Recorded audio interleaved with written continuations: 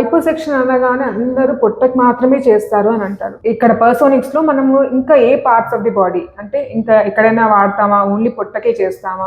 Common men అందరికి ఏంటంటే పొట్ట ఒక్కటి షేప్ అవుట్ దాన్ని థిన్ చేసుకోవడానికి లైపోసెక్షన్ అనుకుంటారు, because that is a commonly performed కాబట్టి. కానీ ఎవరైతే ఇది కామన్గా మోర్ సేఫ్ టెక్నాలజీ, కానీ మిగతా ఏరియాస్ ఏవైతే ఉన్నాయో హెడ్ టు టో వరకు కూడా లైపోసక్షన్ చేయొచ్చు. సపోజ్ ఇప్పుడు మనం కామన్గా ఇక్కడ చేస్తున్నది ఏంటంటే డబల్ చిన్ కింద too much of fat accumulate అయి ఉంటుంది, వాటికి లైపోసక్షన్ చేస్తాం. తర్వాత lower face and facial liposuction అంటాం.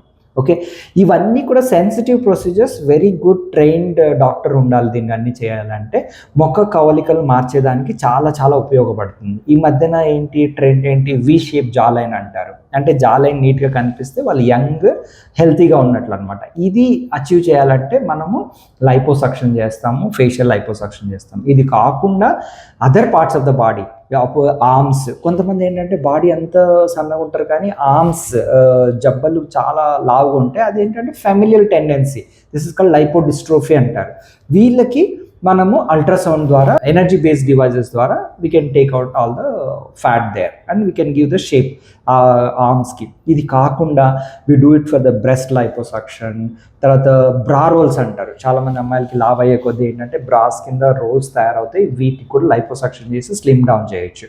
తర్వాత waist contouring, back contouring. Okay, కొంతమంది బటక్స్కి హెవీ బటక్స్ ఉన్న వాళ్ళకు బటక్స్ లైపో చేయొచ్చు, థై లైపోసక్షన్, కాఫ్ రీజన్, కొంత ఈవెన్ ఫోరమ్. ఇవన్నీ ఏంటంటే highly specialised things. And we need to before anybody selecting these kind of treatments and tummy కాకుండా మిగతా ఏరియాలో చాలా ఆలోచించుకుని వాళ్ళ డిగ్రీలు, వాళ్ళ ట్రైనింగ్ అన్ని చూసుకుని మీరు ఎన్నుకోవడం అనేది very very important. So at last ఏంటంటే లైపోసక్షన్ అనే పద్ధతి టమ్మీకి ఒక్కటే కాదు, neck, face, arms, thighs, buttocks, calf region, అన్ని ఏరియాల్లోనూ కూడా ఎక్కడైతే ఫ్యాట్ ఎక్కువ అక్యుములేట్ అవుతుందో అక్కడ కూడా. ఇంకా చెప్పాలంటే కొన్ని చోట్ల మనం ఫ్లాప్ థిన్నింగ్, కొన్ని చోట్ల ఏంటంటే క్యాన్సర్ అయిన తర్వాత ఫ్లాప్ చేస్తామో అక్కడ చాలా లావుగా ఉంటుంది ఫ్లాప్, దాన్ని థిన్ చేయడానికి కూడా లైపోసక్షన్ వాడతాం.